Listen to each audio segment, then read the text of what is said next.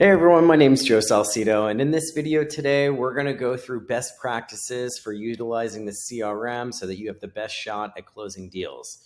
So in front of me, I've got an example of the Go High Level CRM. If you viewed the previous video, you'll know exactly how to log in. Essentially, you just go to gohighlevel.com and you use the username and the password that our team has created and send on over to you so that you can access this.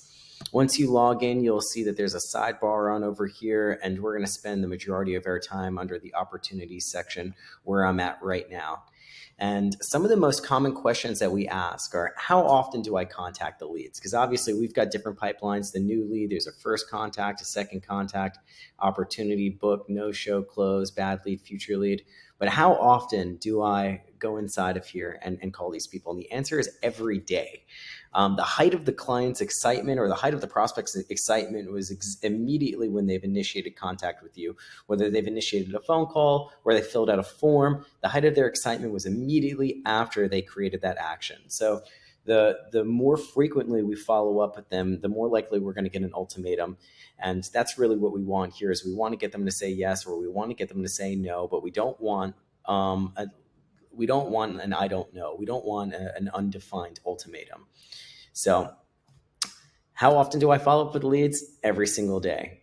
Do I have to leave notes? Absolutely. This is the number one most important thing that you can do to help our ad team accelerate the process to generating a higher volume of qualified leads.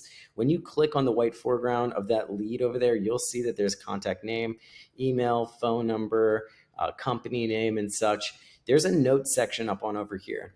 And just for example, say after they're in the new lead category, say they don't book with you right away, we want to call, text, and email this person. There's already going to be automation set up. So they're going to receive an automated text and an automated email regardless. But we want that personal touch to go on top of what's currently existing there. Automation is not meant to replace the human touch. It's just meant to complement it. So with that being said, go ahead and click that note section on over there. And after you call, text, and email, just write called, texted, emailed, left voicemail. That's it. Didn't answer. And then we can move them on over to the first contact section. Now, the next day, in order to just keep the momentum rolling, we want to revisit this lead. We want to click on it, and we want to call, text, and email this person today. Called, let's say the person answered, spoke with them, they're driving. Couldn't schedule a time. All right, we're going to leave that note there. So right now we know that that person has answered the phone. They have expressed opportunity. So we want to, they have expressed interest. So we want to move them under opportunity. If they did not answer at that point in time, we'd move them on over to contact number 2. And then we would do the same thing the next day. We would call, text, and email them again on that second day. If they don't answer, move them on over to the third category and such.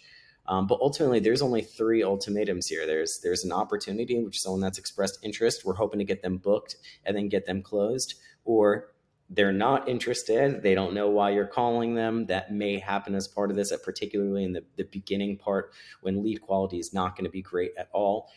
There's a bad lead category just for those types of leads. There's also a future lead category. Maybe someone that you've called and they're like, hey, I'm like prepping for the new year. Can you call me back in a couple months? We don't want to forget about those people, but we also don't want to continue to hammer them.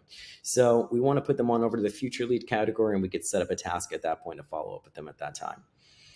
All right, say they're an opportunity. At this point, we're going to call them and obviously get them booked. If they are booked, we want to put them on over in the book section. That's when there's a time on the calendar and you guys are all set, ready to rock and roll and meet.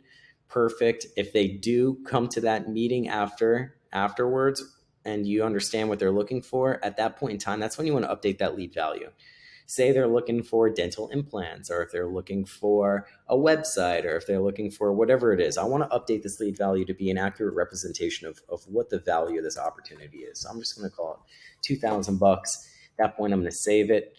And as you send out the contract and get that contract received, as soon as it's signed and you've received payment, we'll put it under the close section.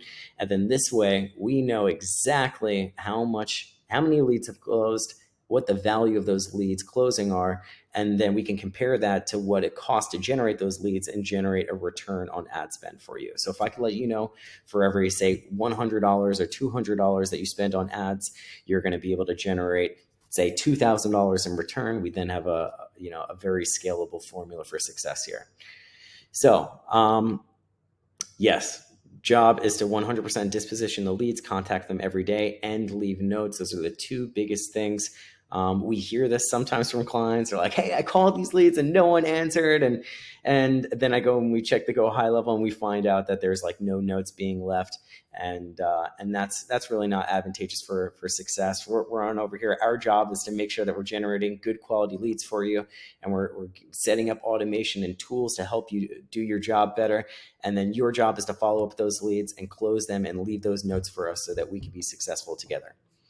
All right. So one other question that we get asked frequently is, where can I go see the automation replies? And that will be under this conversation section here. So this is one that we don't, this is just an example template, but if as people start replying to your automated text messages and email addresses, you'll be able to see that reply directly under the conversation section. So you want to keep an eye on this for sure. Sometimes clients will text back or prospects will text back in the middle of the night or in the morning. We want to make sure that as you're logging into the Go High level every day, you're able to see this conversation section. And then lastly, under the reporting section, if you're looking to see where the call reporting is, you can go under the reporting section here on the bottom left. And then under the call reporting section, when this is set up, you'll be able to see all of the calls that were generated from the phone calls from ads. So if you're curious to know, when we're coming to a phone call and we're like, "Hey, we listened to some of the phone calls," and maybe one of your appointment setters didn't have the information necessary to book the meeting, that could be constructive feedback that we share with you. If we know that it's a good call, it's stuff that we can use as positive feedback to modify the ad. So a lot of advantages. If you're curious to know where to find that, it's under the reporting section. So with that part out of the way at the 7-minute mark, I just went through section number 2 of the Go High level training, best practices. This next part is going to be all about expectations. So when can you expect to start rolling in it per se? First things first, it's not going to be quickly, but we do try to align these expectations before we get started. Typically what we see, and this is just based off of over 500 accounts serviced and over $10 million of ad spend, within the first 4 to 6 weeks of a brand new account, you can expect total garbage leads. You're going to get people to fill out a form or initiate a phone call, but they're not going to be super high quality. They may not be looking for exactly what you do. This is all part of the process. We can even start out with the best targeting creative that we know that works, copy that we know that works, but we have to train the algorithm that's associated with Meta or TikTok or Google in order to find the right quality prospects. So 4 to 6 weeks, you'll definitely start seeing some calls and some action within the first 2 weeks, but within the first 4 to 6 weeks, we could typically expect some very poor quality leads to come in. However, around that 6-week mark, we typically see a noticeable improvement in lead quality, and you'll be able to see a noticeable improvement of lead quality from that 6 to 10-week mark. After about 10 to 14 weeks, we typically see clients break even or generate a return on ad spend.